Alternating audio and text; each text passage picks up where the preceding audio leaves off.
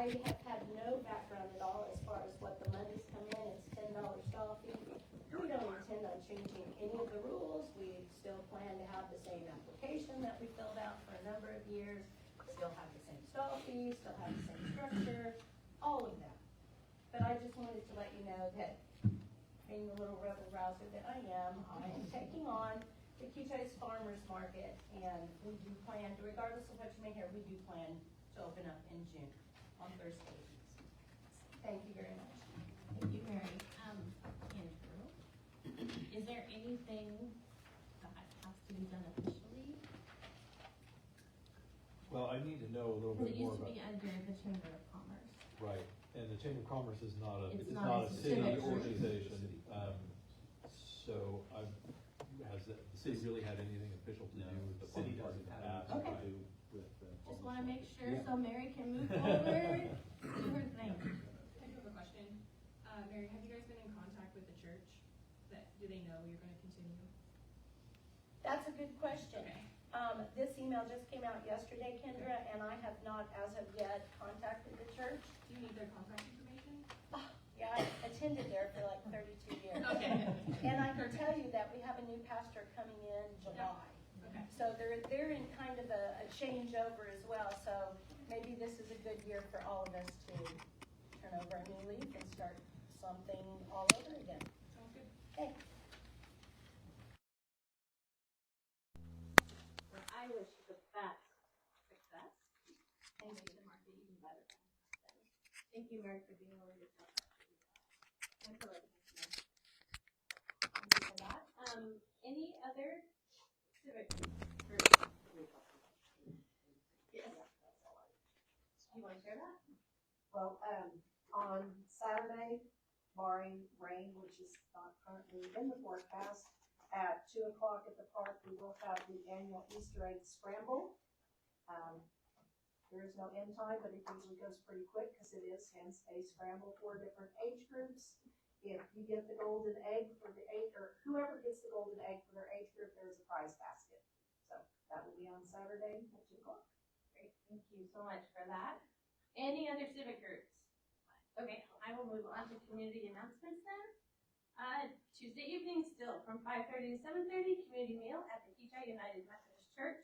The church is also hosting an Easter egg hunt from 1 to 2, so you can double dip on Saturday. You can go over there from 1 to 2 and then head over to Kechi Park. Friends of Kechi Park has just updated their Facebook page regarding the new playground and how to give financially or other in-kind donations. Additionally, there is a form to fill out if you're interested in being part of the community build that is advertised on their page in June. Reminder, please run your lawn sprinkler systems on Monday, Wednesday, and Friday only per Wichita water restrictions prior to 10 a.m. and after 6 p.m. Watering with private wells or collected rainwater is exempt. Variances can be requested for new sod or reseeding, and food gardens are exempt. City of Kechi water conservation rebates are alive and being offered again for 2026. Go to the City of Kechi website and search for water conservation rebates to get all the details. And you are limited to 1 rebate per household per year, and there is a $500 pot that has to be reimbursed to get filled back up again, is my understanding. Okay. All residents, please plan ahead for April 11th, Kechi's citywide spring cleanup. This is always the #1 asked question come around springtime. That event will be held at the Anderson property. This is your opportunity to remove trash items from your property at no cost to you. Dumpsters will be available from 8 to noon. Yes, ma'am. Paper shredding? Did we get that set up? Yeah, we have a new vendor and we're working on getting a date for that. Okay, so we're still working on the date. We'll get that announced community-wide. The park board invites the community to help with the spring cleanup at Kechi Park this Saturday, March 28th from 8 to 11 a.m. You can come and go. Everyone is welcome and all ages can participate. In your recent utility bill, you received a natural gas survey information brochure along with the survey card. Even if your home doesn't use natural gas, there may still be a gas line on your property. So this information is important for everyone to review. There's also a survey drawing. Fill out and return the survey card to City Hall by April 30th for a chance to win $100 off your utility bill. You must include your name on the survey. Open to residents with water and gas utility services. Our Public Works Department maintains nearly 30 miles of natural gas mains, and keeping our community safe and informed is our top priority. Anyone else have community announcements? Okay, we will move on to public comments. Are there any public comments tonight, Debbie? Sarah McMillan. Welcome, Sarah. Thank you. Sarah McMillan, 2312 East Quivira. I am speaking tonight to bring awareness to issues that are of great concern to me and to ensure that there is transparency regarding them. I recently submitted several FOIA requests to the city. The information that I'm going to discuss all came either from the FOIA request or from other public documents. Just to kind of set it up though, but there have been numerous reports recently of people in high positions in Kansas being arrested for sexual offenses. And because of that, I was wondering, what protocol does the city have on background checks? Are they for every city employee? And if they are, what types of offenses would prevent someone from actually getting a position? Specifically, like if there was like any sex offenses and an employee worked here, if that person was found to be in a position where they entered into someone's home, was that there supposed to be a background check on them? And if there was and it wasn't done, did the city ever make an announcement or let the public know? Because a lot of times the public will assume that if someone is hired through a city, that they are a trustworthy person and should be okay entering into a home. When I did some of the core requests, I came across an employee who did work for the Public Works Department from October of 23 to October of 24, who had several different convictions, including a conviction for rape where the victim was under the age of 14 and the offender was over the age of 18. And now, while I know he is no longer here, it is very concerning to me that this person did go into homes and was worked around the park and everything like that as well. The other concern that I would have is during several of the core requests, I did come across some invoices where there were some misrepresentations of a person where they used the city's tax exempt status to make personal purchases. And that does concern me because I do know that Councilmember Moreland is still on the council. Okay. This is news to me. Okay. I have not had this information shared with me. So I do not know what you are talking about specifically. However, I will be looking into this. Yeah. And that is an accusation which I do not take lightly because I will say I was as frugal as I could be with city funds. Mm-hmm. And I will be looking into that further. And at this point, I will be asking for an executive session for non-elected personnel. So thank you. Yeah, and that really is my concern because I did only core request a few months. So I would say that I wish that I had heard about this prior, but I will say that nobody on council or working for the city has brought this to my attention.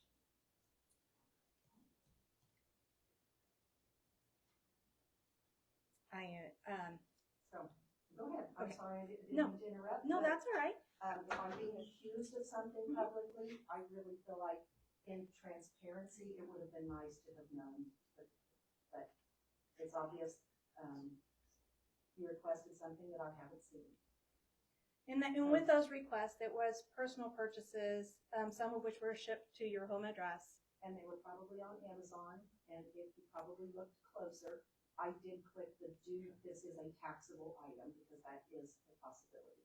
And yes, that was something that other employees have done, is use Amazon through the city, but I did click the do not, or it was a taxable item. The But I'm gonna stop that there because I feel at this point, that is a violation of my rights as an employee to have been confronted with that prior to this, but. Well, I mean, I am a citizen and I did a Yes, you FOIA are. request, it was only on me, like, so I don't know of a city of official, like, it's not coming from a city official or a council member, it's coming from me as a person who lives in this town and was concerned by Well, it. thank you, I appreciate So, that. but, and if those do stand up, I do request that if those really are that you would step down from your position because you are in charge.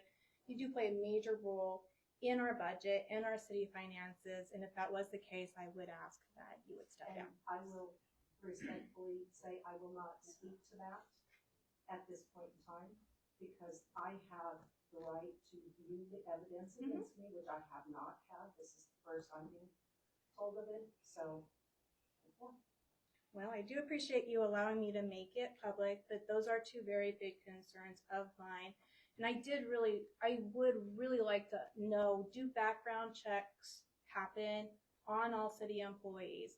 And if so, was there one on this person? And if there was one on him, then does that offense not matter after a certain amount of time?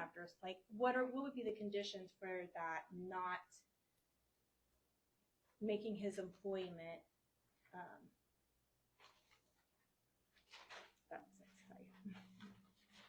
Andrew, would you like to address that? The only thing I can say is just like any other employee of the city, personnel records are closed records that Right. are not subject to public disclosure. Yeah.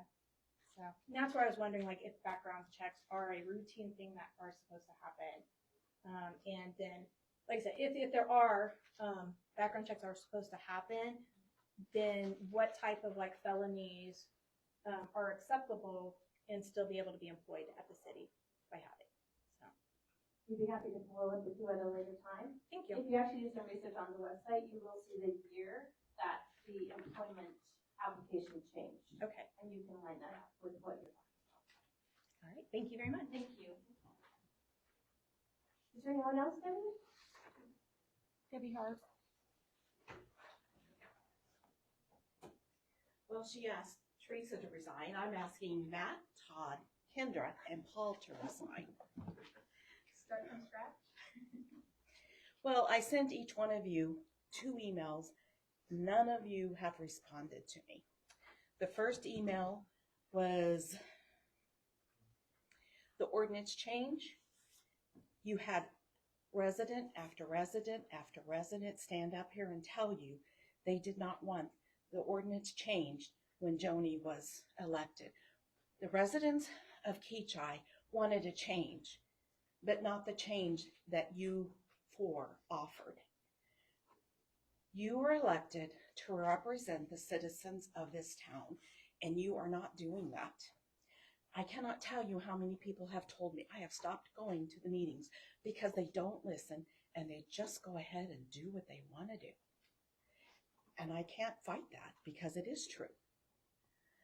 I don't understand why you felt the need to change the ordinance, and the way you two spoke to Joni was disgraceful, totally out of line. Would you want some guy to talk to your wives like that? It was rude, it was disrespectful, it was disgraceful the way you two spoke to Joni, and she was not allowed to defend herself. I know this happened several months ago, but I wanted to wait until I had cooled down a little bit, because that is how upset I was with the council. I don't get it. I don't understand. Once again, you guys did not listen to what the people had asked for.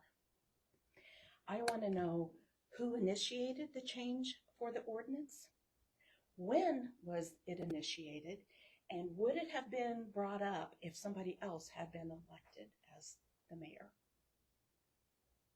But you guys won't answer those questions, and it's disturbing, and it's really disappointing that the elected officials do not listen to the residents of this town.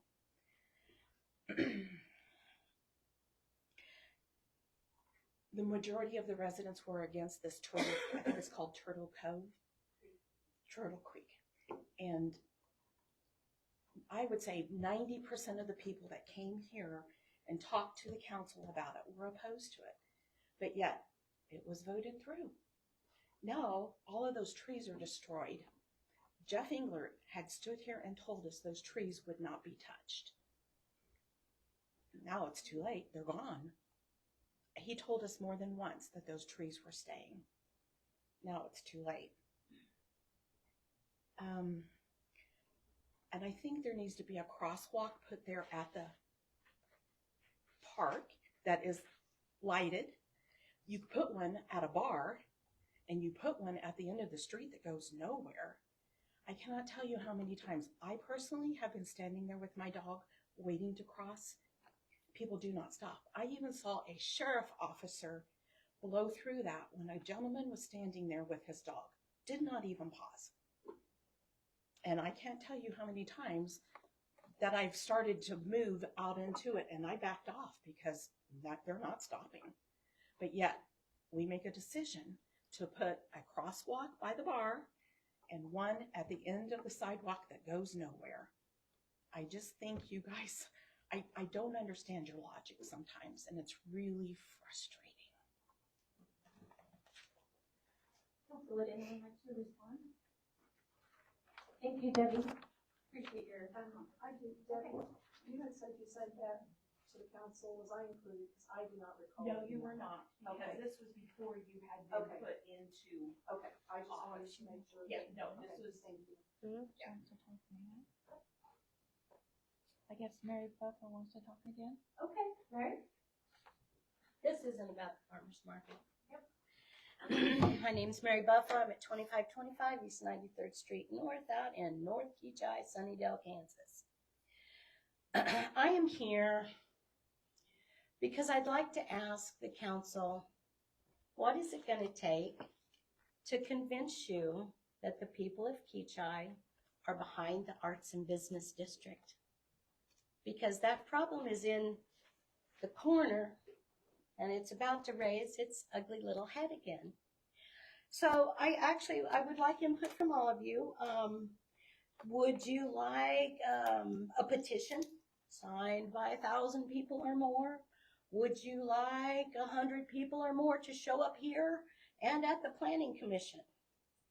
Because I am going to continue to stand for the Arts and Business District and oppose a change to that because it's only been 10 years.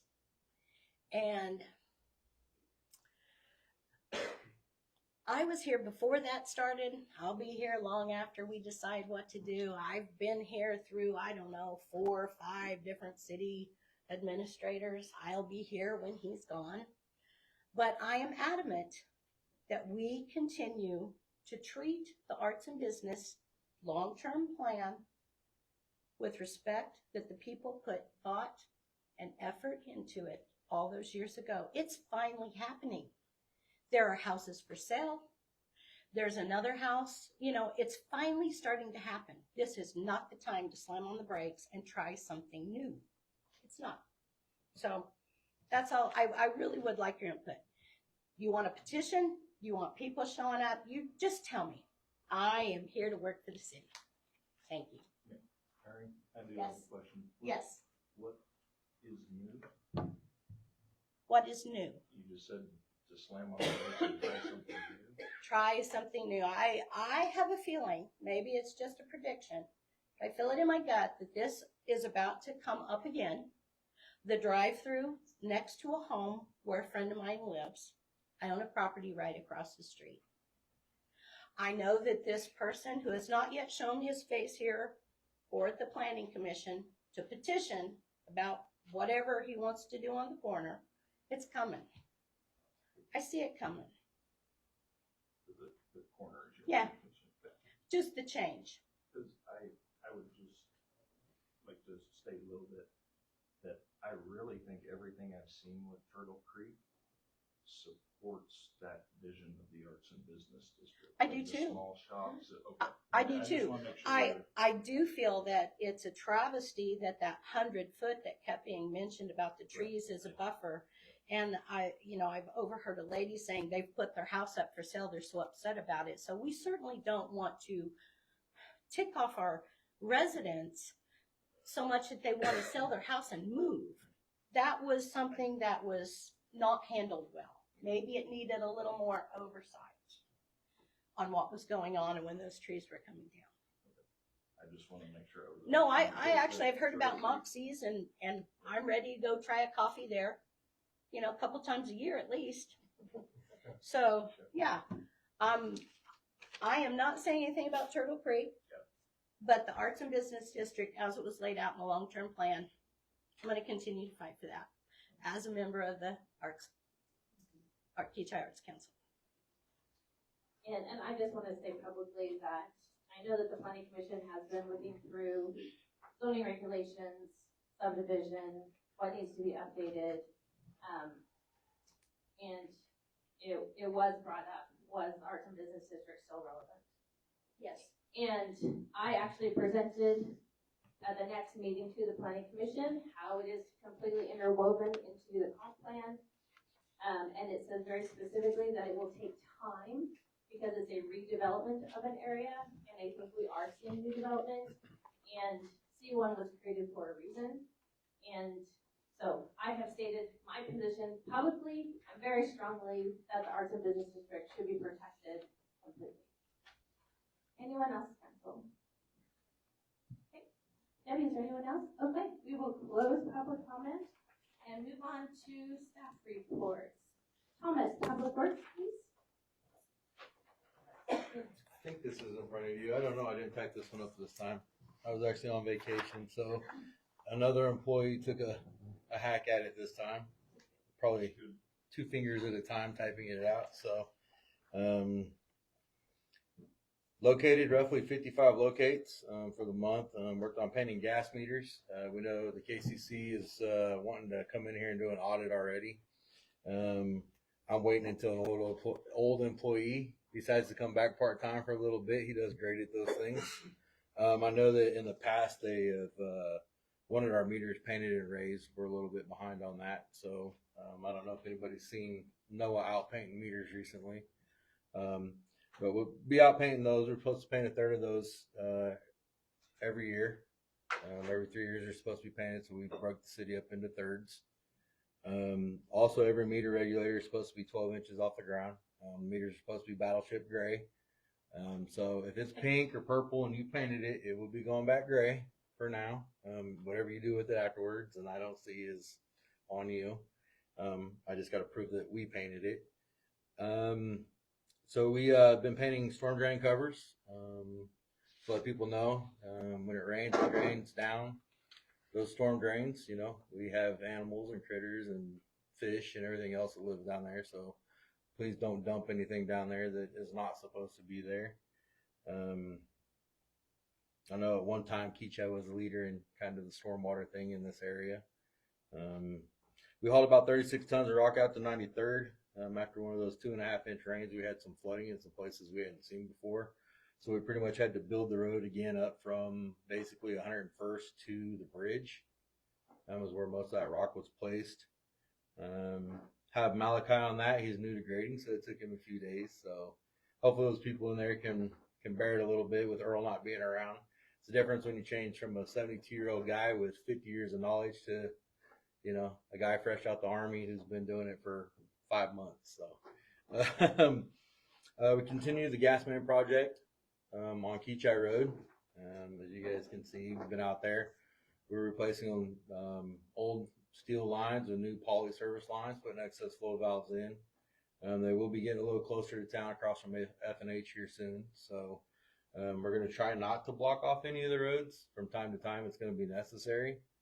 So please be cautious of that. We don't want anybody hit out there. I know sometimes cones look like us, but or vice versa, we look like cones, but try not to hit either one. We did some work with JCI. We had a lift station pump go down. We were working on one pump in the city, so those are contentious moments for me, making sure that one pump runs through the weekend. So constantly looking at our mission control and making sure that pump's doing what it's supposed to. Definitely do not want to call from KDHE or the local police or whoever it is letting us know that something's flowing down the street that shouldn't be. guys have started replacing stop signs. We started in the south area over here, starting to put up reflective signs. Once we get through the stop signs, we'll be putting up new street signs. The street names, we'll also be going through and changing yield signs, crosswalk signs, catching up with code. We're a little bit behind. I think we're probably 10, 15 years behind from when that code was changed. So we also will be changing from U-channel to breakaway post, just in case somebody hits them, they shear off at the ground. Did interview for 2 new employees. With everything going on, kind of need those extra employees, especially with the newer crowd coming in. It's hard to replace 50 years of knowledge going out the window. 5 guys with 10 years usually don't do that. But they're planning on starting April 6th if everything goes okay and all their checks come back all right. Hopefully we'll have 2 new employees that you'll see out there in the field. They'll probably be doing a lot of weed eating and mowing, kind of move the last year's guys up to some more technical tasks. Vern went to Barton College, got a certification in cathodic protection for steel lines, also rectifiers, pigging, jeeping, void CP protections through Barton County. We try to send guys after about 2 years here to get their certifications up there. So next year will be Malachi and Noah's turn if they're still around. Fire extinguishers throughout the whole city were inspected. So if you see a fire extinguisher in here, it is ready to go. To be pulled if something happens. Red water and gas meters. What else is on here is we changed out about 40 water meters. We are going to change out roughly 400 this year. We are going to get rid of those old 30-year-old meters and go to an ultrasonic, a more precise meter. So if your water bill goes up a little bit, you've probably been getting lucky for the last 20 years. That's about all I can tell you with that. So they're definitely precise. They'll read down to a tenth of a gallon. So expect that. The last 3 days, most of the people in the city hall were at the Rural Water Show. Kansas Rural Water Show, getting knowledge, talking to other folks in the water industry, talking to the folks in the wastewater industry, learning everything from GIS to water treatment to wastewater treatment. Just kind of getting in there. I spent my first day going through grant classes, trying to figure out if there was any money out there for the city of Kechi. Unfortunately, I didn't come back with any good news. I think our city doesn't have quite the poverty rate that we would need to receive any of those funds. But Jason also took his wastewater one. We've never had, since Larry left, we didn't really have any wastewater operators here, but with the growth that is maybe potentially going to happen in Kechi, the thought of if we need a wastewater treatment plant, not waiting until that happens, having somebody on staff that's already certified. So, other than that, we've just kind of been out doing a lot of training and trying to get things ready. Mowed City Hall today in March, which is crazy at 95 degrees. So, you'll see us out and about. So we're going to be out there and we're going to start mowing and weeding. So just please watch for them out there. But other than that, any other questions or? Thomas, are things okay with the railroad or getting worked out or? So I kind of leaned on Andrew for that one. They're really hard to deal with. It took me 6 months just to get in touch with anybody that would even call me back or email me. And eventually what I had to do was just reach out to an engineering firm, and they were able to get a hold of them. The first set of plans we sent them got denied, so that puts us back at the bottom of the barrel. The next set of plans got denied. It got denied over 6 inches.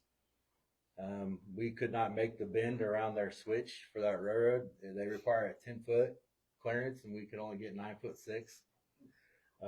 We kind of play by their rules, especially when it comes to commerce and coming through, and if we end up shutting the tracks down.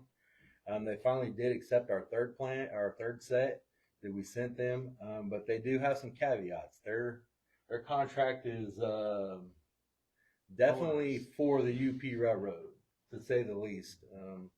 I think Andrew had some things on his contract he sent back to them. We're kind of waiting to hear back what their reply is. I heard that they usually don't change their contracts too often. So we'll see if we get anywhere on that. But yes, we are waiting. Yeah, depending on where the city wants to go with it, you know, and where we sit. And of course, I'm going to defer to Andrew and you guys before I do anything. I've done the easy work, but that is not my decision to, you know, for that contract, whether that gets done or not. That's not my decision. Yeah, we need to get the details of the contract worked out. Andrew and I have talked about it several times, and sometimes the railroad carries the big stick, you know, and they call the shots when you're going under, but we resubmitted it to them, you know, kind of go on the philosophy of nothing ventured, nothing gained, right? We'll see what they say when it comes back, and if we can't live with the terms of the contract that they have, we'll find another way to get around it. So. Yeah, so I've been looking into a couple alternate routes, which would be a second connection for our gas, which eventually the city's probably going to need anyway, for the city to rely on one gas connection. If something was to happen to that, you know, there's ways around it. I could bring trucks in and have them pump natural gas in. Is that the best way to do things? Probably not. But I am actively looking at those things and talking to our transmission, the company that transmissions our gas in, Southern Star. But it would be nice to have a second connection, just like we do with the water. If something was to happen, we could, you know, keep everything up and running until whatever was fixed. So we've been looking at that. This week while I was at the Rural Water Show, I looked into a bore machine for ourselves. To have someone come in and bore the railroad is extremely expensive. There's not a lot of companies that are willing to do it, just because if that track deflects at all, you have to basically fix that whole section.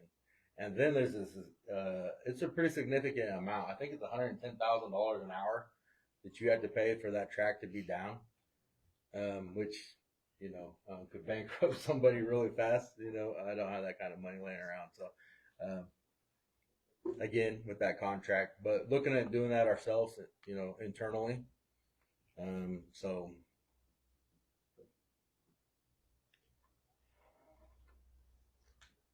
How is the progress coming on the study that you're engaging in on the potential expansion of the gas system? Matt asked me that earlier, and I forgot to call that guy. So I'll call him tomorrow. I talked to USDI. Their engineers are working on the study. He was out last week, the head engineer. I know he forwarded all of our paperwork over, so who our higher users are, residential and commercial, kind of how much we've used over the last 10 years here in the city. So they're going through and designing what our pipe sizes need to be, where we need to run them, where we need to loop them, where they think that second connection should be. He thought that it wouldn't take more than a couple weeks. So I'm hoping to hear something, if not tomorrow, but early next week.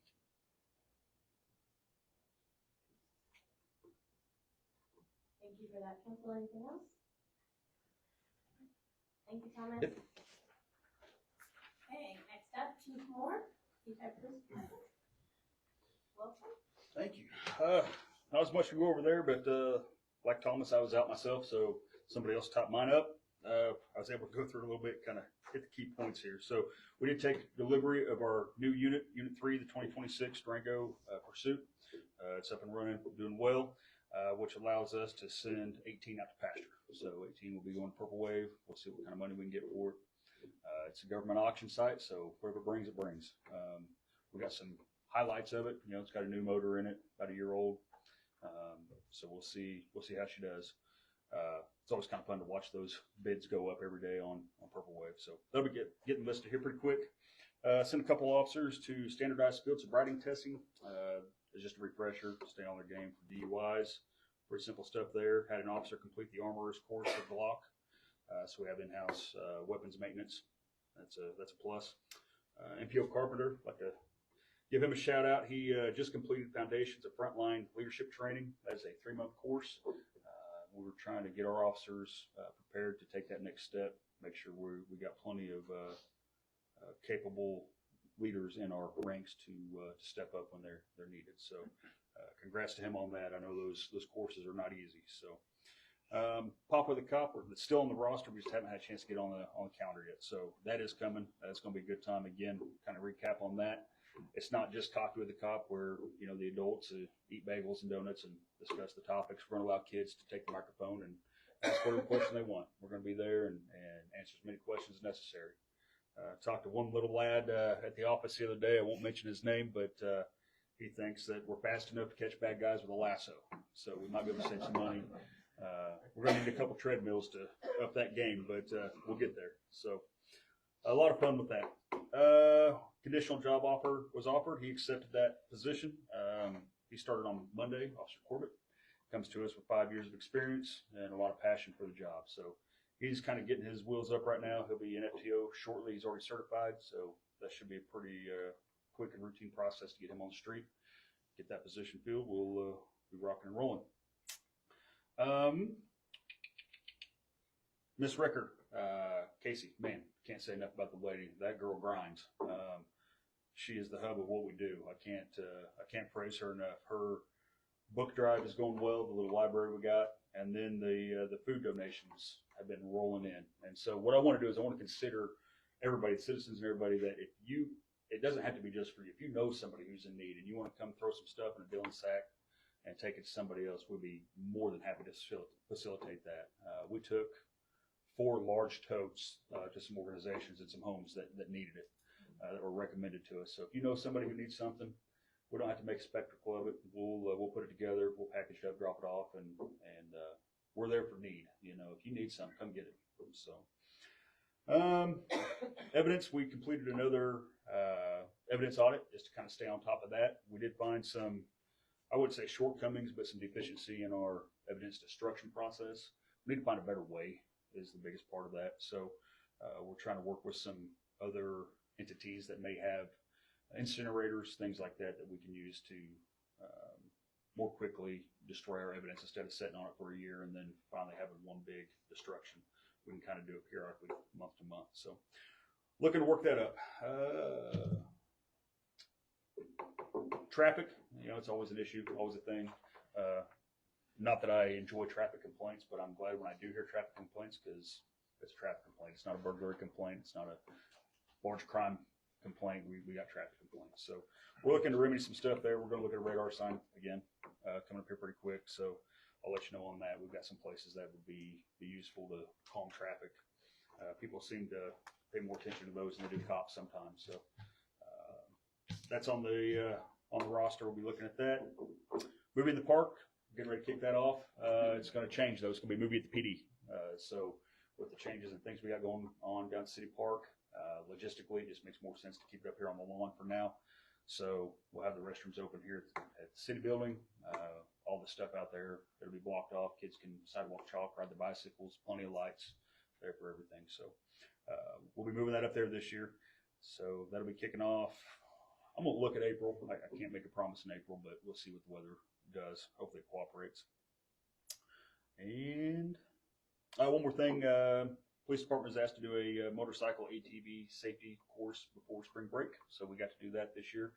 This year it was Circle School District that asked us to come out. The kids were real receptive. We got a lot of kids that get hurt over spring break. They go out to Grandma and Grandpa's farm and they jump on Grandpa's four-wheeler that's held together with baling wire and duct tape, and they do 60 across the pasture until it breaks, right?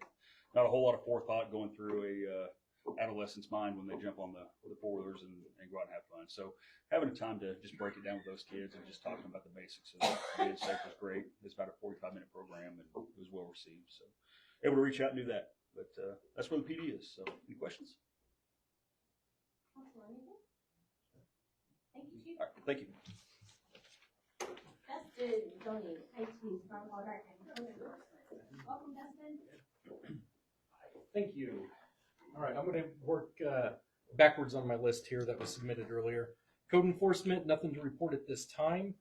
Stormwater, the MS4 2025 stormwater report was turned into KDHE. I haven't heard any feedback from KDHE yet. Flower packets are in the lobby on the front counter. So for stormwater reasons, native grass seeds, or excuse me, native flower seeds have deep roots. They help absorb water, keep your soil from running off. So please take a packet. I had a meeting with PEC earlier this week to discuss EPA and KDHE's requirements for 2025 that are coming up. So we're implementing, 2026 that we're implementing this year to get some extra points in, and probably that they're going to increase our total points that we need next year. Our permit is up at the end of December 31st, 2026. So we'll get a whole new revamped one of what they want from us. And more than likely, they will require more points from us. I believe ours is like a 2 or 3 year permit. Some cities got lucky and have like a 7-year permit. IT, the new managed service provider, or MSP, is scheduled to go live on or around April 16th. It's a Thursday. It's a weird date, but got to do what we got to do. Zoning Planning Commission meeting for April has no cases to be heard, but we will still have a meeting. We have a new planning commissioner that we need to introduce, and we still need to discuss zoning regulation reviews, things of that nature. I did get feedback from PEC regarding some of the topics that I would have liked to go forward with. Their feedback is based on my understanding of the Planning Commission and City Council currently. I think potentially focusing on a small number of topics that aren't quite as politically charged would be my recommendation. So they do recommend, one of the topics that I had was off-street parking requirements, reducing that. They're talking about possibly eliminating that as a requirement. Feedback on that one is it's a popular choice for code revisions across all types of cities. I recommend that all cities actually remove all minimum parking requirements, and there's a substantial amount of research evidence to support this recommendation. This goes hand in hand with stormwater. The more grass and ground that we have, the more water can be absorbed into the ground, less runoff that we have. Allowable sign heights, revisiting this is sensible. Along the K254 corridor, we have signs that go up for businesses where they need to be taller to be seen due to the high speeds and the quickly approaching the turnoffs to get to those businesses. So adjusting the sign height along the K254 highway would be a great help in that. Comprehensive plan, probably pick a less ambitious topic. One other topic was an administrative adjustment going into the zoning regulations. Let's say somebody wants to do an oversized detached garage on their property, but it's only going over by about 10%. There could be an administrative adjustment that could be signed so it didn't have to go through Planning Commission, City Council as a conditional use. We could just get it done at the first level. It's not a bypass of those variances or conditional uses. It's to help move things along faster. I believe that is it. Does anybody have any questions for me? So on that one with you said it's just gonna be to move along faster, so is it still gonna go in front of the zoning, planning and zoning commission, or is it No. just It would just be, as the name kind of implies, administrative adjustment. There was one, I believe I want to say Hayesville, maybe Derby, I'm not sure, but they have some that are along the lines of a variance, but they don't qualify for a variance. But the zoning administrator and the city administrator both have to sign off on it to say, yes, this is okay to do. Nothing's set in stone right now. Right. No, I don't want anybody to think that I'm going forward with this and nobody can stop me. Make my job easier, but no. So, and on the recommended off-street parking minimum requirements, is that for all zoning districts or specific zoning districts? Yes. It's, as of now, it's still up in the air. I don't know a whole lot about it. It was the first time I had heard about it from PEC. No, it's a good question. We're going to limit houses to one, though. Okay. Well, your minimum, I have a minimum of 1. I do have a question on Turtle Creek. Uh-huh. So is there any, plan for the stormwater barriers that we usually see around the construction sites to prevent stormwater from getting into, or from the dirt and things? Land disturbance. Yeah. Erosion control. There you go. Right. Erosion control. Is there plans for that? 'Cause I haven't been out there to check recently. Last I had heard, PEC went out there and got a hold of the contractor to get those up and in place. Because I know we've had some people complaining about some of the dirt work and things, and just, I know that that's one thing that we can put in place to help kind of prevent some of that stormwater erosion. Yeah. And protection. Okay, thank you. I have a couple questions. The allowable sign heights along K254, have been brought up that would be between Woodlawn and Rock. Is that what you're proposing? It was stated about being a specific area. Along K254, Yes, so along anywhere, K254 between right, and I Woodlawn understand Rock that. and I'm talking house about district. K254, anywhere within the city, adjacent to it that is commercial or industrial. That would be my suggestion. It's, again, just a brief topic of it, of touch and base. We're just getting started on that portion. Okay, and then I have one more, and I presented it, and you're aware of this. And the planning commission was very, interested in looking at it, and that was in the, What? I heard somebody say receptive. I wasn't sure if somebody was talking to me. receptive, that's the word, thank you, they were very receptive. Whoever said that word, thank you. Okay, Yes, I'm getting that's distracted right there. perfect. That's perfect. Okay. Is in the R1 zoning, is that the planning commission consider a cap of a percentage of how many duplexes are able to be built conditionally within R1 zoning. Okay, I'm sorry. Restate that one again. So in R1 zoning, there can be a condition for duplexes. And Mhm. what I presented to them was asking for them to consider a percentage cap of how many duplexes can be built in R1. Okay. And so, are you going to continue that conversation? Because surprisingly, the entire planning commission was quite receptive to it. I know they seem to listen to the mayor when she comes to talk at the planning they usually commissions, don't. but they do. That's been a concern for the people of Kechi, is that they don't want ongoing duplexes built. Okay. So, and that doesn't mean they can't have a multifamily zoning put in place, that if that gets approved, that can have duplexes. But even the real estate person that's on the planning commission agreed with that, is Mhm. that for R1, that putting a cap of a percentage on how many duplexes that can be built in R1, that they were all very receptive. Okay. So, I would like that, for you to consider bringing that back up to them. Okay. So, but they can have that discussion, it's their decision, I just suggested it. Oh. So. Yeah. Yeah. Okay. And ultimately, I'm guessing that would be the council's decision at a later time, to actually. For sure. make those changes. Yeah. So, thank you, I really appreciate that. Mhm. Anything else, council, for Dustin? Thanks, Dustin. Thank you. Hey, City Administrator Densky. Mayor and Council, this month has kind of been focused on training here at City Hall.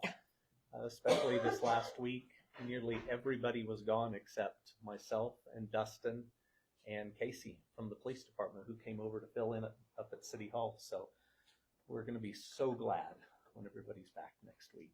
I'll think about it. Okay. Right. All we can do is try to keep it between the curbs and take a lot of notes and messages for them to call when they come back. But we definitely miss them when they're gone. Matt Lawn, our financial advisor, and I met this month with our city auditor to get the auditing process started for this year. So Matt has already submitted the basic information that he needed to get started, and that process has been started. I worked with Curtis Zerr, who is here tonight, our insurance agent, who will be presenting our property insurance renewal. We've been working to get the numbers together and information together and everything in proper form for him to present tonight. So he will present that to you tonight, a little later in the meeting.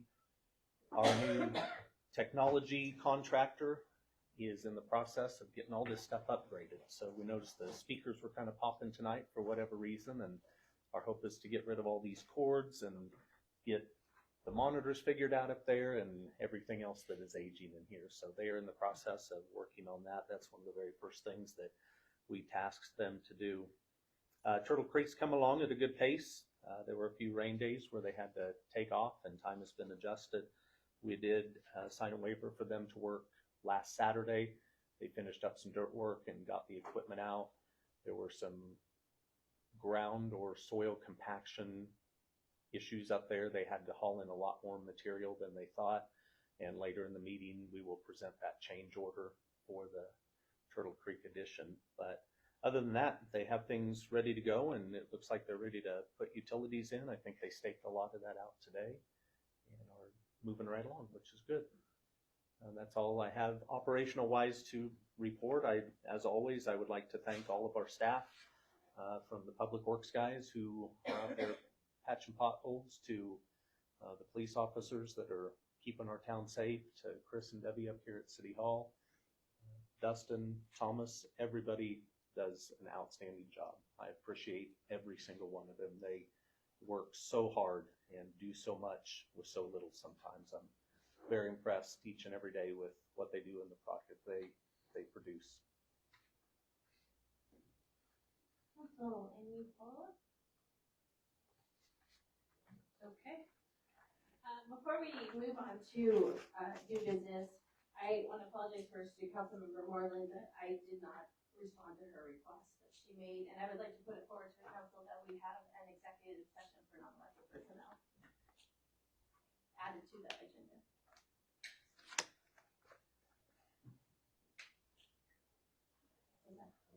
How do we do that, Andrew? None of us know.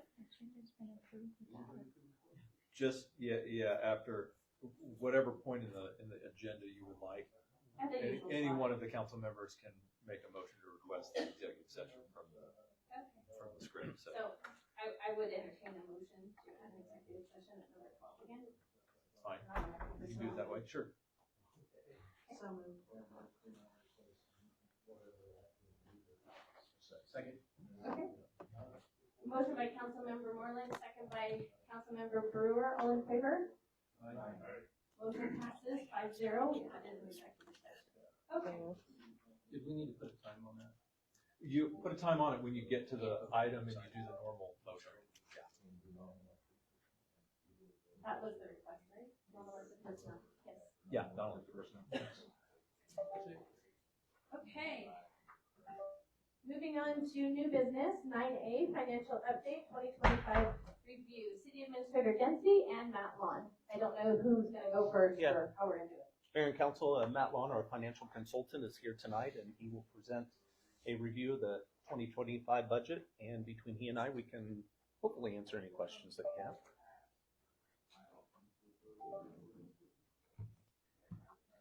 And this is why we're having stuff upgraded. So I know the next item is a dashboard review, but we're going to use the dashboards to present this. So, I have some other documents. Please stop me, whatever, ask questions. These are brand new for you guys, so I want to be able to answer as many things as I can. So we'll just start out here, talk about what exactly these dashboards are. This takes raw data from your financial system that we take at the end of the month after all the balancing and everything else has been done. And we essentially have a tab on the spreadsheet this is based on. It literally puts every line from your system into it. So it's tracking numbers month to month. What we've done is we've put in data going back to 2021. And there's a space in here. You'll see one of the columns as we go through it for 2026 financial numbers as well. So we'll be able to use this going forward. And one item I wanted to bring up is now that you've seen some of these things and you've seen how big they are, do you want to stay with a 5-year history or do you want to go back to a 3 or 4 year history? We don't have to answer that right now. It's just some ideas I have just so they'll look a little more compact so we're not printing out these constitution size documents every time we deliver one of these reports. Anyway, so the first several sections of this are going to focus on your primary revenue drivers, so things like property tax, things like your utility sales, etc. Things that you're most concerned performance-wise with, that how you're collecting your money. And you'll see here, this kind of cover page is it's got a, revenue and expense total for the year, and then the net between the two is what that gold box represents.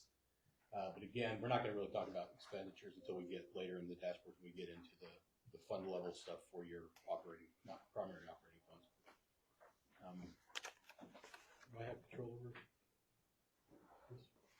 I'm sorry, Matt, where do you want me to take you there? Just go down to the next, we have to go down to the next page. So, scroll up there. Okay, so for instance, this first section here, what we're looking at is month-to-month collections for every year going back to 2021. So you see in January, that's the month you receive your first big payment of property tax, ad valorem taxes, real estate property taxes. But when you pay your mortgage, that's what you're paying. But along with that is your portion of the tax. And you get those big chunks of payments twice a year, January and June usually, because the way the tax bills work is, most people pay half their property tax in, I think tax bills are due in December, so the payments are due in December, so the payments are available at usually around the 20th of January. So you get your first big chunk of property tax in January, you get your second big chunk of property tax in June. You'll get little pieces coming in in the other distribution periods, because it doesn't just include real estate tax, it also includes motor vehicle and some personal property taxes, things like that. Some of those you'll see here represented as well. And then typically that'll include special assessments. If you have any of those will come in a little more sporadic, because they aren't always paid on time for some people, and sometimes people will prepay those, etc. One other thing I was going to mention is that it seems to escape me, but again, so the big months to look at are January and June, so we kind of get a good idea from January how the property tax you levied is going to perform the way you think it will. You also, like I said, you also get some motor vehicle in that distribution, and then you also have delinquent payments are coming in all the time, so those come out a couple more in those other payment periods than just those main two. So you'll be getting some delinquent. Plus, I've seen, if you've ever seen the tax advice that you get from the county, it's showing, a 5-year-old motor vehicle that for whatever reason is late or whatever. So you're constantly receiving some of that stuff. Again, here we've got personal property tax. That's going to be things like watercraft, trailers, some stuff that don't really fit into the other categories like motor vehicle and RV, it's another type of property tax the county distributes. So at the bottom here, that last section is your sales tax, and this is not this is separate from the city's 1% sales tax. I have a graphic here that we'll show that later. This is the share of the Sedgwick County 1% tax that you receive. Matt, do you want to go to your graph on the sales tax right now? So I have a question on this one. Did you know what happened in September, that we had a negative 9,000? So that's one of the, there was something was coded to the wrong line item. One of the payments was coded to this line item. It should have been coded somewhere else. And so when you take that, when you reverse that out, when you do the journal entry to show it, it's bringing down the entire amount for the month. I can't remember which was. I think it was one of the gas taxes. It got paid and it got coded to the wrong line item, and I didn't catch it until after the fact. So for the month, it looks like there's a negative, but it's just because there's the positive of the tax and then the negative of taking out that other thing that went in there. So will that be corrected then? I mean, it's corrected as far as the journal entry is concerned. I will go back into the source data and basically change that line out here so it doesn't look like that. But there's not. October so high. No, well, I don't know. That's what I mean. But like I said, it looks like a negative because there was a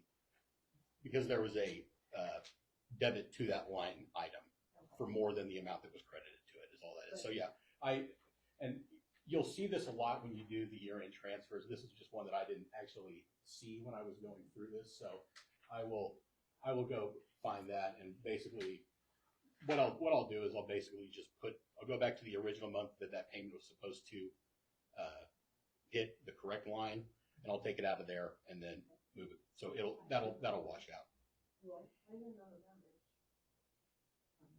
Why is there no Novembers on that? It was probably collected in December.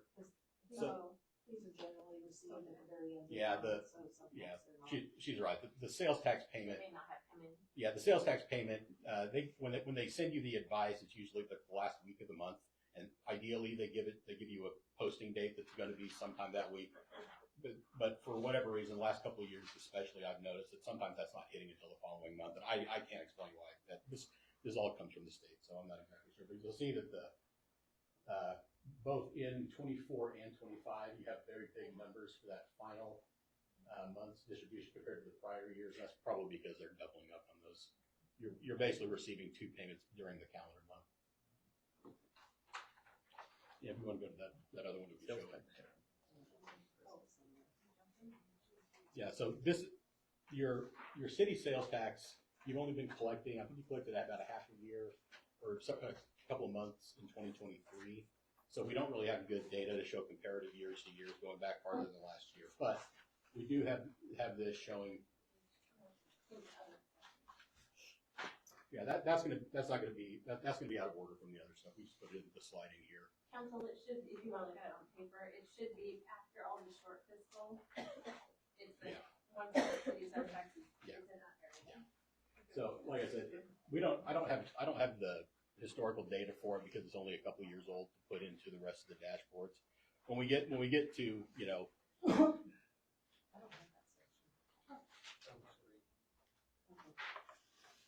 when we have a couple more years of collection, we can add it back into the dashboard so everything matches up. And I might even be able to get it fit in here. It'll just look different from the other ones. But again, this is your 1% city tax, and so I've got numbers for.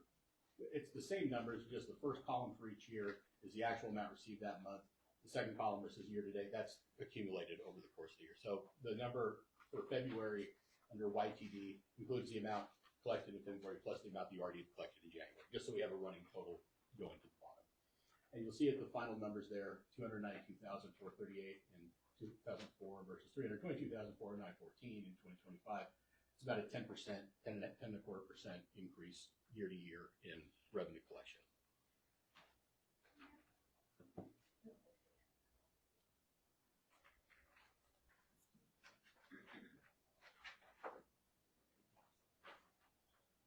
We can roll on unless somebody has questions about that.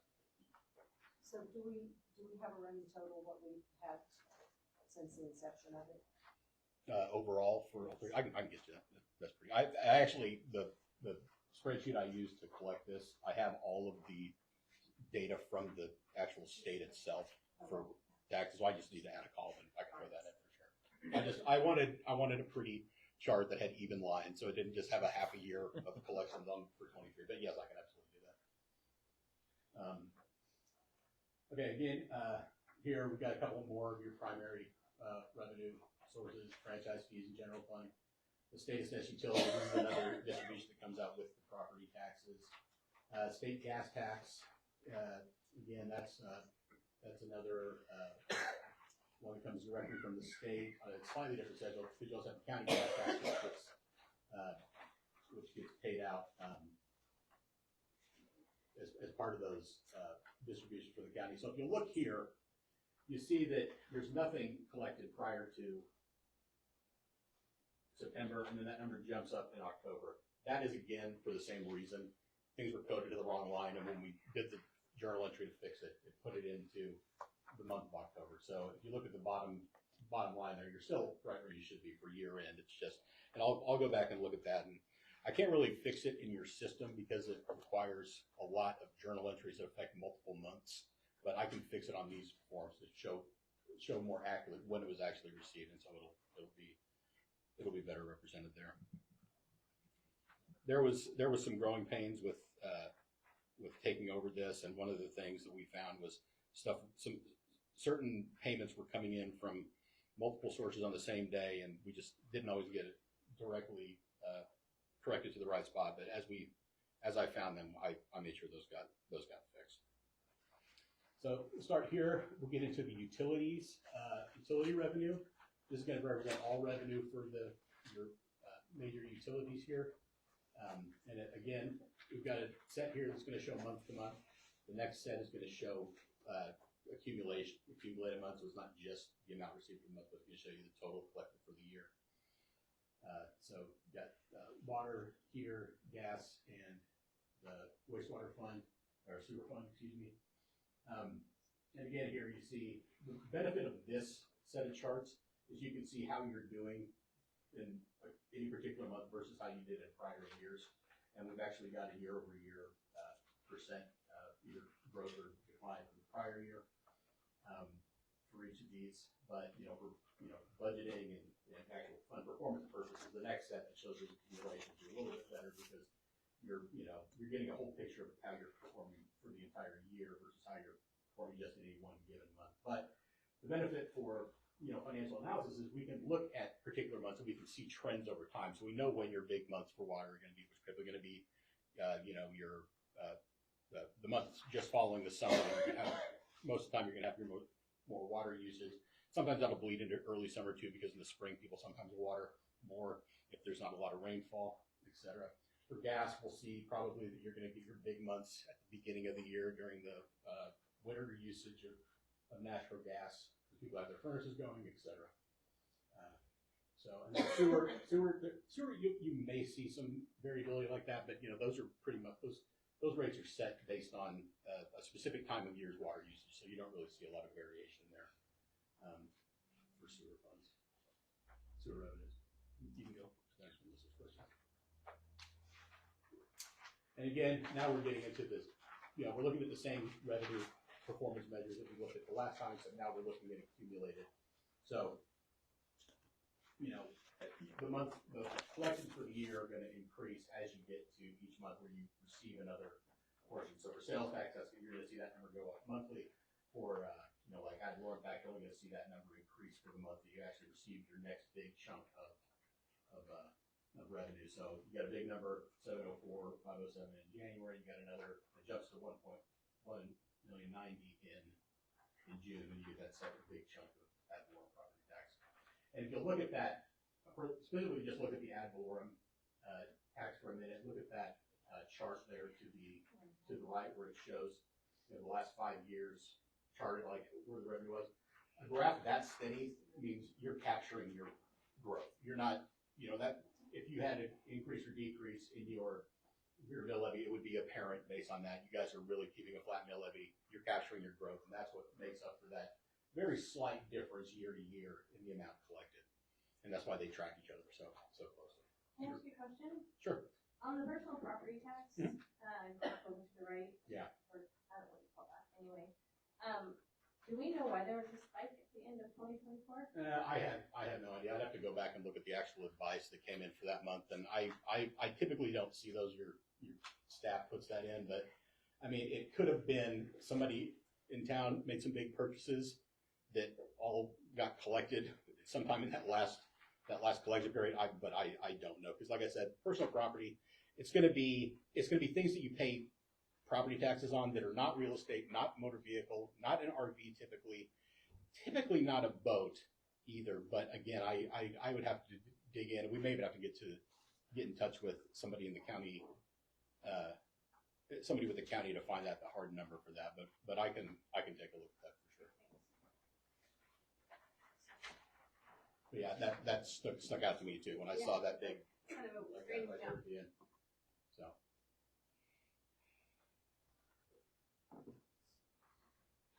Yeah, I'm ready to. Okay, again, like I said before, we're looking at accumulated for the year rather than just month to month. Right? So it's going to be year over year versus month to month. Go ahead. Can I ask a question again? Yes. So on the state assessed utilities, as well as the county gas tax, you see for 2025, there's some really different lines. One is definitely a lot higher, and the county gas tax was low, and then it shot super high. Do we know the anomaly? Yeah, so again, like I pointed out when we did the month to month on that, there was stuff got coded to the wrong place initially, and we had to journal entry it back. I'll go through and see if I can track down all of these.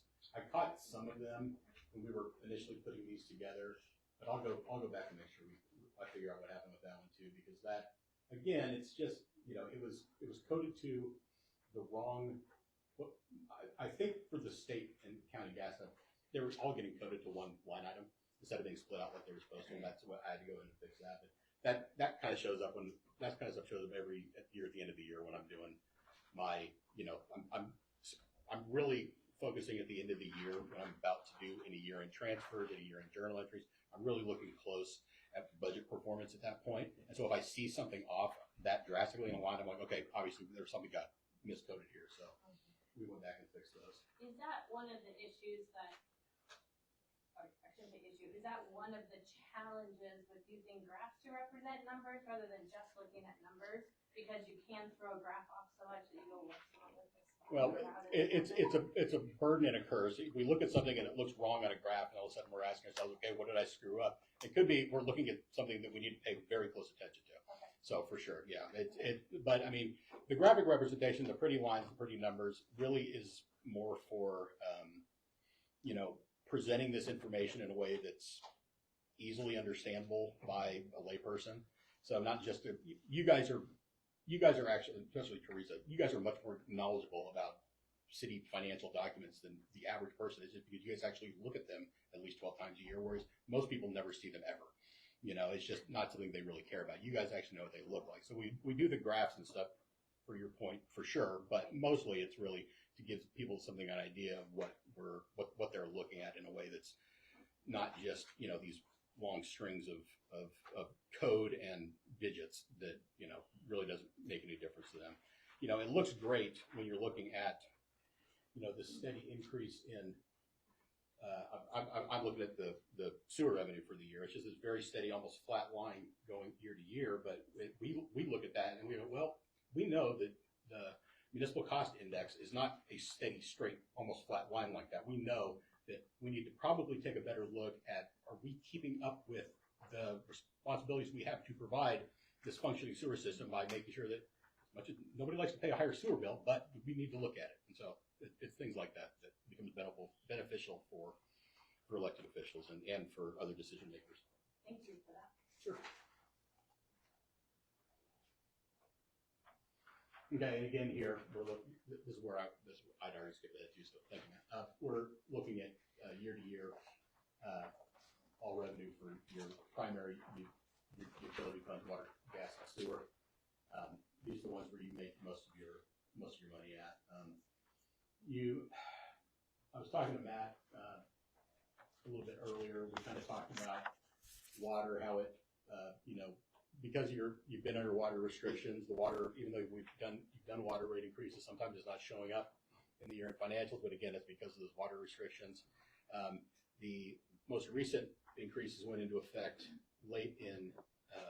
They're actually starting getting collected and so showing up in the reports in the kind of the fourth quarter, late third, early fourth quarter of 25. So you are seeing some of those start to pick up from where they were the prior year. But again, if you actually look at that bottom line number, you make $3,000 less in water revenue than you did the year before. But if we go back and we look at the month to month, you'll see that those last couple months were actually much better performing than the prior year. So it's one of those things where we are concerned about all of this information as far as what you're collecting month to month and collecting year to year, but for different reasons. So it's nice to be able to have both of it when we're analyzing it. It becomes very useful when we have this kind of data when we get into budget, particularly the month to month stuff. So we kind of know we can get a kind of a better idea on what the actual rate structure is doing month to month versus what impact you're having from usage and things like that.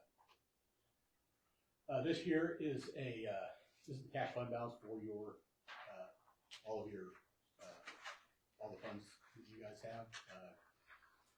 General fund being it's always going to be listed first. It's the general purpose fund. It's the fund that you are legally allowed to pretty much do anything with if you want to. But we want to look. What we're looking at here is what our fund balance was at the beginning of the year, and then where it is at the end of the year after total revenue and expenses.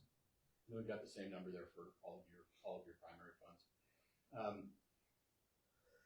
If you want to, I could include, give you a year-to-year comparison here as well, if you think that would be helpful, just to kind of get an idea of what those are doing year over year. But my initial thought was that we would save that for the capital budget process, because that's when we're doing our year-to-year cash forecasts. So that's when that information becomes very valuable, is when we're looking at what can we afford to spend our money on that's not part of our regular operations, going into not only, the next budget, but, years after that. And that's where we really need to look at what is available in our funds. Where do we anticipate we're going to be spending? Where is there places that we can take from to build these projects? Where should we be putting money into if we're bonding, things like that? So I was going to save that kind of analysis for the capital budget, but if you'd like, I can probably fit in here too without too much trouble. Because again, I've got all these, we take the data out of your system and put them into this spreadsheet, so we can pull it. It's just a matter of building out the. I think for this being a starting point, it would be good to see what we are starting with. I do know that we would want to see it obviously during the capital budget process. Right. But just to kind of at least a couple of years worth. Yeah, okay, we can do that. Do you have a preference on how much? Let me get to that next section before I ask that. I was going to say, okay. Do you have a preference on how many years of like revenue expense history you want to look at total? Is 5 years enough? Or I think 5 years is plenty. 5 years plenty. Okay. Well, then I have one more question for you. And I'm specifically saving these questions for you because I know you know this stuff. At least as well, if not better than anybody else. So I want your preference as a finance person to see what exactly you want included in it. I think it's too. I think the sheet's too big, but I think with your blessing, the whole council's blessing, we can condense it a little bit, and we'll get to that here in a second. Let's go ahead, Matt, to the next one. And this is where we're looking at so I'm going to talk about my idea for consolidation. What we have here is 5 years revenue expense history by fund, and then broken down by revenue type, and then sort of expense categories, so personnel, contractual, property, capital outlay, debt service, etc. And these, I'll just point out here while I have a moment. This is going to be operating, basically operating costs. So it does not include the actual transfers. I can go back and put in the transfer. I'd probably just sneak that 999 other column and then put the transfer in there, because transfers technically are an expense in budget wise. But when we're looking at actual fund performance, I sometimes don't think you want to include those because you just want to look at your actual operating revenue versus what it actually costs to spend your money. But we can discuss that as well. But anyway, so we've got 2025, 2024, 23, all the way back to 21. First column is the actual, so it's going to be what you actually received versus what you actually spent. Then we've got the budget, which is what we budgeted for each of those. And so here, in this column here, you're getting, a number that's basically saying what's the difference between what we spent versus what we budgeted. Anything that is comparison years, or do you want me to show actual comparison and variance? I don't think you get a whole lot of value out of having the prior year budget numbers. I mean, especially for 5 years worth, when you're doing this kind of analysis. And I would just say it would probably save a lot of space and condense the amount of room on this form. You guys like your big maps? So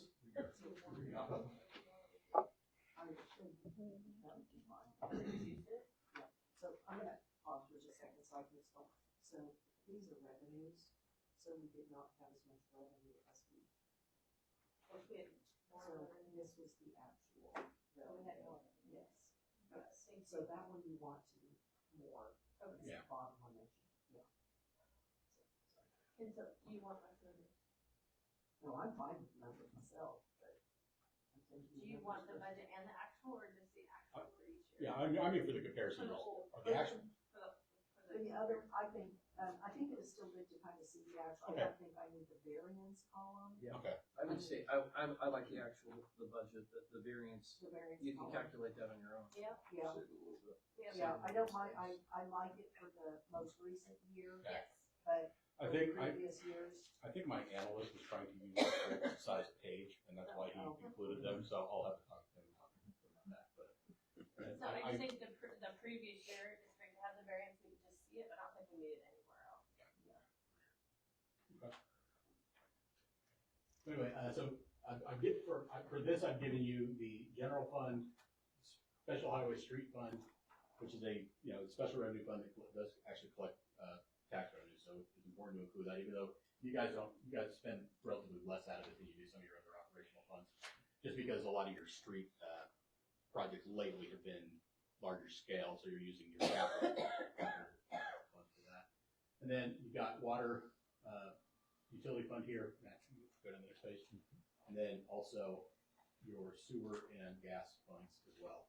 If there's any other funds you want me to include in this, you really don't have a whole lot of activity in a lot of your other funds. If you want them presented this way, we can. But I'm also providing you with a complete budget report that includes every line item when I send these out. So if you have all the information for those, but I don't see the point of recreating it and basically showing you the very few categories you have for some of those other funds. I guess, and when I'm looking at the general funds there, is it possible to break that out into more of the departments? Departments for general fund? Yeah, because the general, especially I know that, some of the departments aren't treated necessarily the same as far as budget goes. So that maybe we can, because I know there's a difference between our general versus police on how that budget. Yeah, that was year end and things like that. That was actually going to be one of my follow-up questions. Would you like to see that? I know some people want to see general fund departments. We do. I have it here, and this is what you would see. These are individual. So like I said, this is the raw data dump for every line item. What I'm talking about doing is basically give you a line that says admin, police, public works, whatever it is, and then just the total revenue expenditure for each one of those. Okay. For the year. Okay. And that's fairly easy to put together. You guys have a very good account structure. Teresa, did you guys change that when you switched to you did? We worked very hard on making sure. Yeah. So you guys have a very you have a very good chart account structure.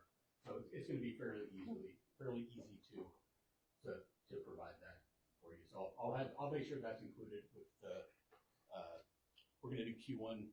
Hopefully, I should have Q1 ready by your second meeting next month. So we'll do Q1, and I'll make sure we get those changes put in there for that. So I just want to ask for clarification. So I know you're talking about annually, but can we have those department breakdowns by quarter? I'm going to give them to you. That's why I'm asking for clarification. I'm going to give them to you by month. So Okay. you'll have a monthly report. And again, please add to this as much as you want. This is what I'm proposing. These dashboards, the addition of that general fund departmental thing, I am going to give you the raw 20-page, whatever it is, budget report that just shows everything, because I want you guys to be able to make sure that I'm not lying to you, and you can show people that I'm not lying to you. Present this. And then, I'm just got lost, but yes, both of those, and I'm going to give you those monthly. I'm only going to come in once a quarter, and I'm going to try to tie it to where I'm here for other things, like if Randy wants me here to talk about anything for the audit, but primarily for budget season, because I know the way we did it last year, we did 3 or 4 budget workshops, and you guys do it however you want to. I think that I like to break it down by. I like to do capital budget first, just because I think that's an important first step for the total budget, is to get that. The things you have to do to put together a capital budget are a necessary first step for everything else. You have to do a cash forecast for 5 years to see what position you're in. You have to do what are our immediate needs that we need to address, or we don't address with our regular operating budget. Then I like to do utilities, because you've got great data for your utilities, so you figure that out fairly quickly. You know how much you're collecting, you know how much you're spending, and if anything else you need to address within your operation, things you should be spending more money on, spending less on. I know that a big thing that they're talking about right now is, doing this big purchase of meters that they need to do to start to keep up with that replacement and all the new residential you've got coming in, and getting the meters they need, and those are not cheap. And it does behoove you to not necessarily buy them in bulk, but definitely don't buy them one at a time. So that kind of thing is one of the things I like to. That's one one of the reasons I like to do capital first. Your general fund, that's the big one, so I like to do that workshop last year because honestly it gives me more time to prepare it because it's your big fund, it's your most of your money spent there. It's your single biggest cost center for law enforcement, et cetera. And do that one. And then I usually tack on some of the other special revenue funds that are not quite as heavy. You guys don't have like a library fund or anything, so that's not really, but again, that's not really a big process anyway. But street fund and things like that, street fund kind of takes care of itself with the capital budget process because street fund, you're looking at what do we basically need to do the upkeep that we regularly do. It's not really about planning for bigger projects, but again, if you have resources available there, like say you want to pay for engineering for a big street project you've got coming up that you don't necessarily want to put into the bond or whatever, and you've got some cash available or some budget available in street fund, you can do stuff like that there. So again, it's not a big budget hurdle, but it's definitely a necessary one. But again, general fund's the big one. I like to save it for last, then at least give you guys a meeting or two to sort of adjust, address everything that you've discussed leading up to that, and then make your decisions on what you want to do budget-wise. And again, I don't think it's going to affect anything for this year's budget, but another thing you're going to start thinking about going into the next couple of years is what exactly is going to come out of all this legislative action. I'm sure you guys are well aware of all that's going on there. So there may be a different timeline, there may be a different process for adoption that you're going to have to address. My thing always was, when I was a city finance director, I like to have the budget done before the 4th of July, just because I wanted to get the work done with for the year. And then whatever the timeline was for adoption, there's going to be more. But for the most part, I wanted to have everything ready to go by the 4th of July. I don't expect you guys to follow that tight of a schedule. You've got a lot of stuff going on here, and that's probably condensing things 2 months to try to get, basically call it April, May, June, get your entire budget done for the year. It's not going to happen. You don't even need to adopt it until after whatever the October date is that you're allowed to start anyway. So, but again, yes, you'll have these dashboards monthly along with that complete financial. And anything else you guys want me to add on, tell me to add it on, and we'll make sure you get it.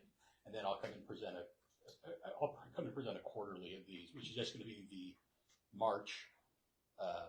So it'll be the March, the June, the September, and then the year end, which I'll So come would in and you do. present quarterly, will you be doing a month after, so like April? So that full quarter is completely done before it's presented? Yeah, so it takes me usually the first week of the month to get your balancing done, and then it takes me another week or so to get the data, put into the dashboard. So I probably can't be here for your first monthly meeting, but I can usually do it the month after. So for like, if I'm presenting this now because of Matt's schedule for me, but normally I would have wanted to do this like the last week of January, or the last meeting in January, and like I want to do right, but I want to do the Q1, so January through March. I want to do that your second meeting in April, so 2 meetings from now. Absolutely. Yeah. Yes. And so I just want to make sure that the request that I've made, because I brought this up last meeting, is that the monthly expenses by departments will have what the allotted budget was, what their expenses are, and like what's remaining. Yeah. Exactly. So, so is it enough for the dashboard purpose? Because I know you guys get that. I can't remember what it's called. It's there's some AP report that you guys get now, right? I know I started printing it out. It's basically We do the appropriations report each month. Yeah. So would it be enough to what I said to him for general fund, where it's like, so like police budget for the year is $1 million, for lack of a better word, and they spent 35 this month. Is that enough? Yeah.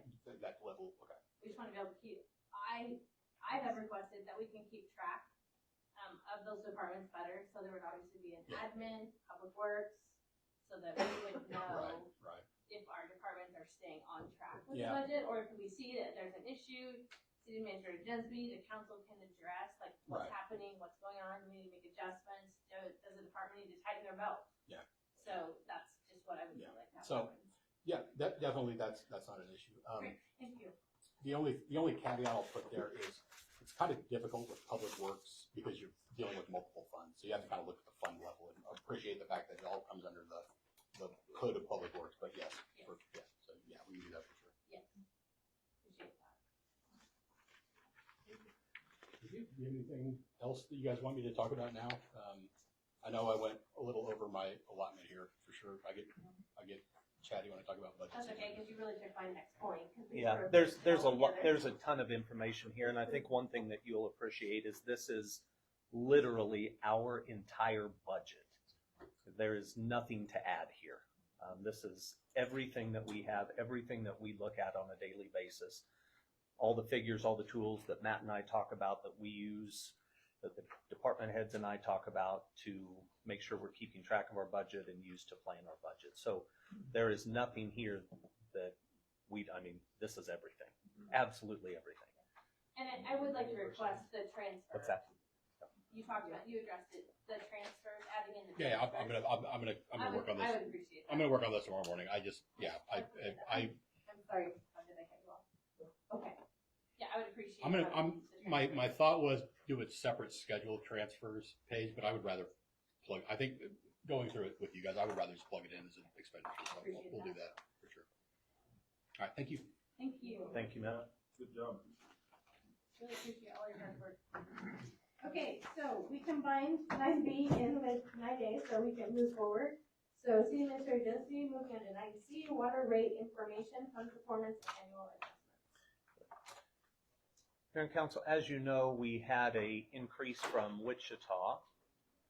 Let me get to it here.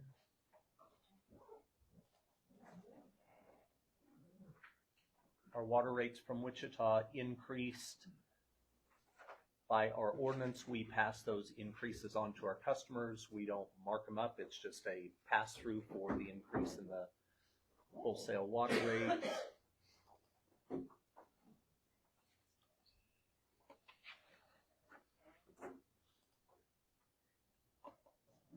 By our ordinance, it says a cost surcharge shall be added to the rates established herein whenever the wholesale cost of water purchased from the city of Wichita exceeds $5.52 per 1,000 gallons. The surcharge shall reflect the full amount of the increase in the wholesale rate and shall be applied automatically to all applicable rate tiers.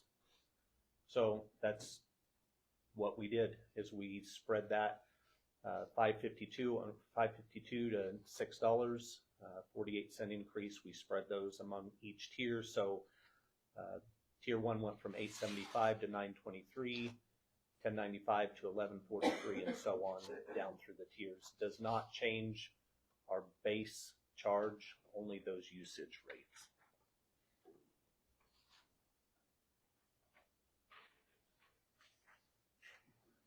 So a question I have is the 3% escalation rate every August 1st. Does that apply to just the base rate, or does it apply to all rates? That would apply to all rates. And that 3%, as you remember, is so we keep that fund, so that fund increases with the cost of doing business, so we don't fall behind like we did before. I just want to make sure the public knows that your water rates are being raised now because of Wichita, and they will go up again August 1st, another 3% on every rate. And are we able to go ahead and publish this to the City of Kechi Facebook page? We'll put it on our web. Yeah, we'll put it in a little different form and put it on our website. Yeah. Thank you so much. Council, any questions? Okay. Thank you for doing that. I really appreciate it. So moving on to 9D, consent annexation request. Mayor and Council, before you is a ordinance. Back about 6 months ago, you approved a annexation request for a Ritter property here in Kechi. Part of that process is the petitioner's engineer provides us with a legal description of the property. It was found that they did not provide us with the complete legal description of the property. They went to do something on the property and were like, wait a minute. We didn't get this annexed in. So they came back to us, said we didn't provide the correct legal description. They provided the correct legal description. Andrew's office drew up the ordinance to annex the additional parcel. of that property into the city, and that's what's before you tonight. So, do we know what exactly was not included? These meets and bounds on here, it was just a little square part of the property. Yeah. Was We it, had a map. I guess I was curious, so I looked it up, and is it the additional little square that's off to the west side of it? It's the east side, no. Yeah, I think it is the west. It was just one little, Yeah, it one was just a little strip. sliver. Yeah. Okay. Because like I said, I'm weirdly familiar with stuff like this just because of some of the stuff I've done and everything. So I was looking it up, and I know we've had some other people in the city who found out that a little sliver of their meets and bounds weren't included, and not necessarily on this, but on other stuff. That, so I was just curious as to if we, and how do we normally verify whether it was all checked out? I think you guys just Yeah, rely on the engineers. We take the landowner's, legal description when they send it to us. Okay. Like I said, I found it interesting when I was pulled up the GIS map, so. Of course, all that would be verified to make sure it's nobody else's property when they file it with the Register of Deeds, so. Oh. Okay. Thank you. Council, any other questions? Okay, and I would entertain a motion to approve the annexation ordinance for Justin Reserve. I move we approve the annexation ordinance 1869-26 for Justin River and authorize the mayor to sign. Second. Motion by Councilmember Hedstrom, second by Councilmember Brewer. All in favor? Aye. Motion passes 5-0. Moving on to 9E, change order for Turtle Creek. City Administrator James. Mayor and Council, what you have before you is the change order I spoke about earlier in the meeting. It's a change order for $21,000. Additional base material had to be brought in to the site to provide for proper base so they could get the correct compaction rates. There was too much sand in the soil once they got down to a certain level, and it wouldn't compact, so they had to remove that and bring in new soil. The change order is still well within the petition. No changes that we need to do on that side. These costs will be assessed to the specials of the property.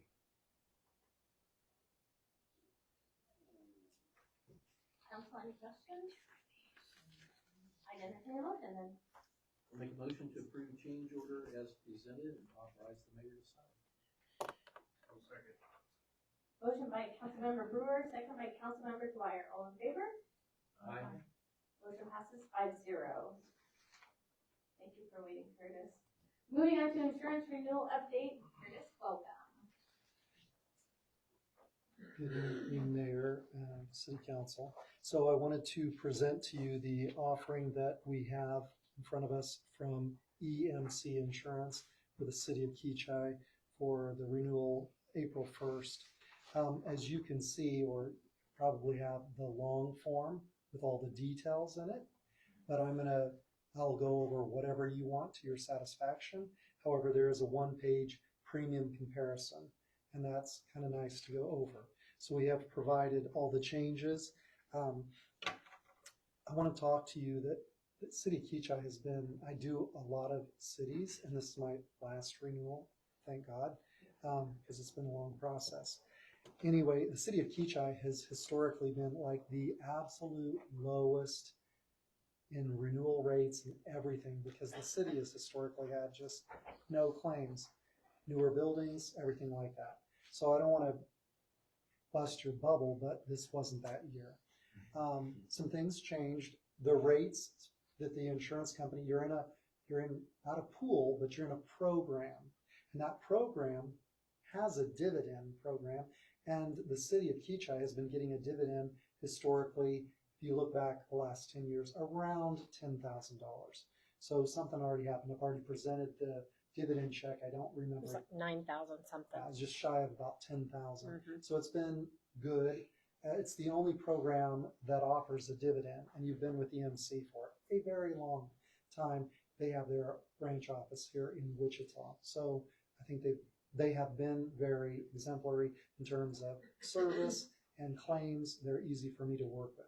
There's only a couple insurance companies that even provide this for the cities, municipalities in the state of Kansas, Continental Western Travelers, and EMC. EMC probably writes more than 80%, maybe 90% of the cities. Continental Western, I always keep in talking to them about this city. They have some gaps of coverage. They don't have a dividend. And honestly, we didn't get the quote in there. They told us late that it had to be received before January 31st to even be considered. That didn't happen. However, Matt and I had started working on the renewal early, as we always try to. Travelers is not competitive for this size city.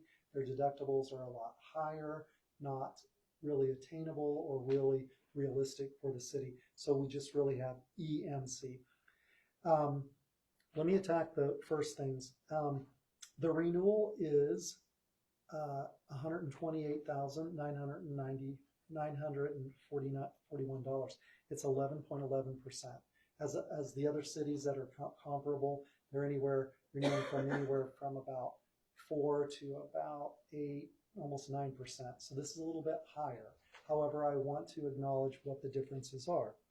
Workers' compensation is the biggest thing. Payrolls are, in fact, we have them less. We'll have to figure that out due to audit. But this isn't really a rate differential. The base rates, as you can see, 6 of the 8 actually went down. Only 2 went up on the base rate. The real change is your experience modification number. That is something that the insurance company doesn't do. It's based on your loss history.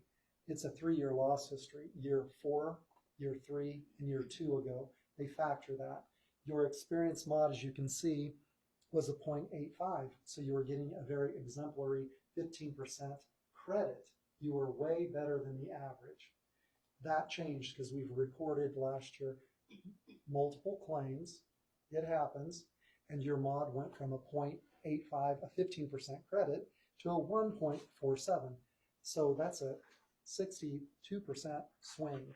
That's the difference. Sorry, that's where that's at. You would have gotten this rate differential with every insurance company. You're in a good tier, as in rate with EMC. So that is one thing. Your property did go up inflationarily by $250,000.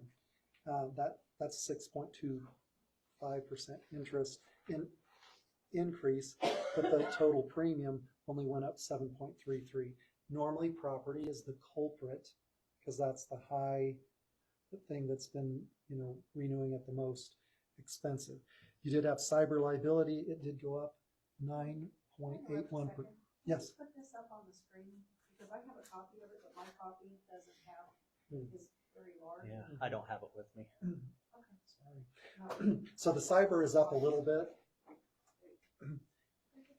You don't have cyber with EMC. We have changed. We have deviated. It wasn't a coverage that we discussed that was really beneficial for the city. EMC's coverages were, I think, inferior actually. So we've pulled that out. That's the low price leader, and you were with them. Okay, 2 things that did go up: law enforcement, public officials liability. This is nothing against Kechi. This is claims have been coming in, and the program can't suffice paying these types of claims without a rate increase. This has nothing to do with loss history here. This has absolutely everything to do with EMC's rates. So those 2 things are a little bit higher. The business auto is almost flat. The inland marine is actually less, which is your contractor's tools and equipment. You do have an umbrella, which is an excess liability policy. When the underlying liability limits increase, this will follow. That's my reasoning for that. I don't have a reasoning for the electronic data processing, but it's a very nominal amount, and we did make some changes. Matt has been very... This is off our website. Let me see what I can do. Oh, there it is. So Matt has been studious as to report changes. We go back and forth. So there haven't been a lot of changes, but then they've been reflective, so there really aren't any surprises. Again, it's 11.11% increase. Those were my explanations as to the premium differential.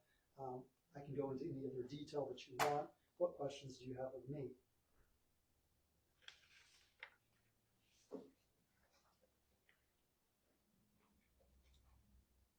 Go ahead.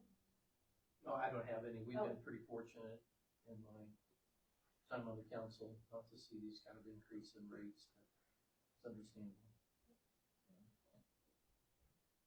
Any questions, council? No, I just was trying to process it a little, because I had.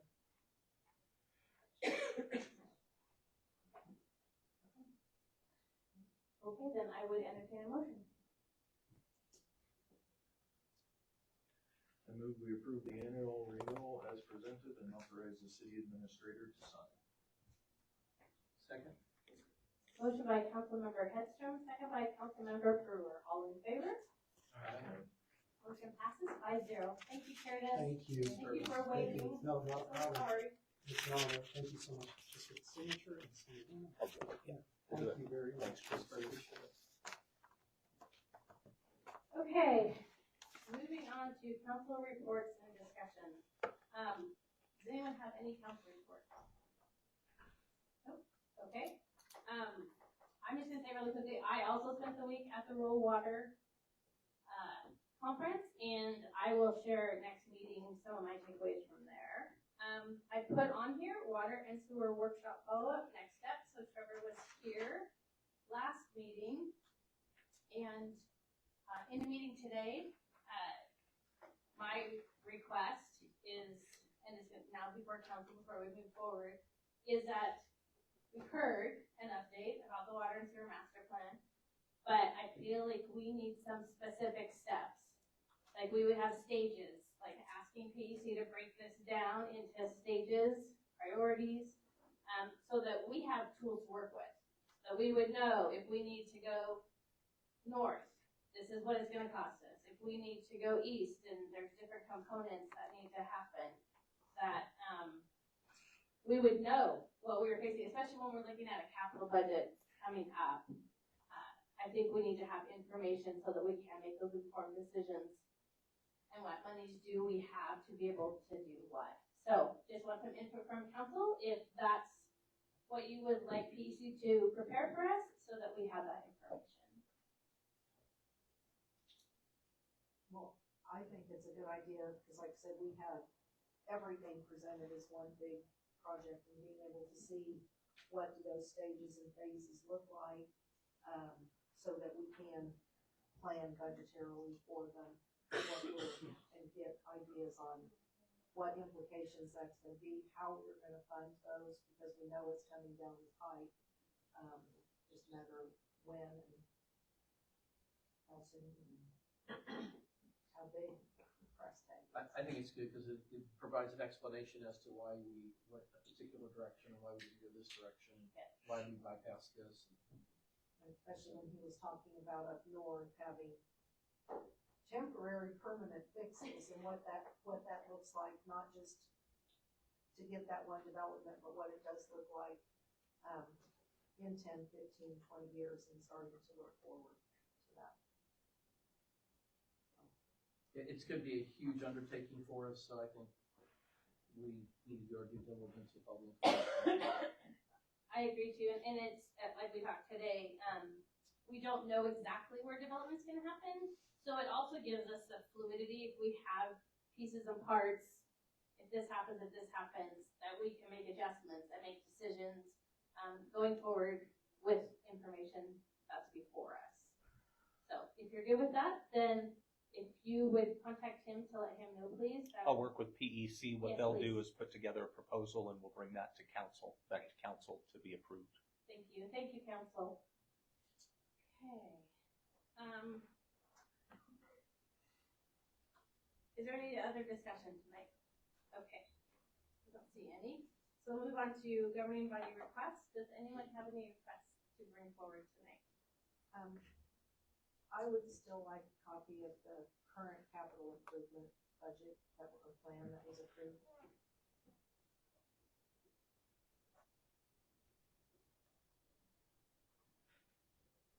I just have a few little things. I would still like to have IRB report that gives company value when they should be paying back on the tax roll.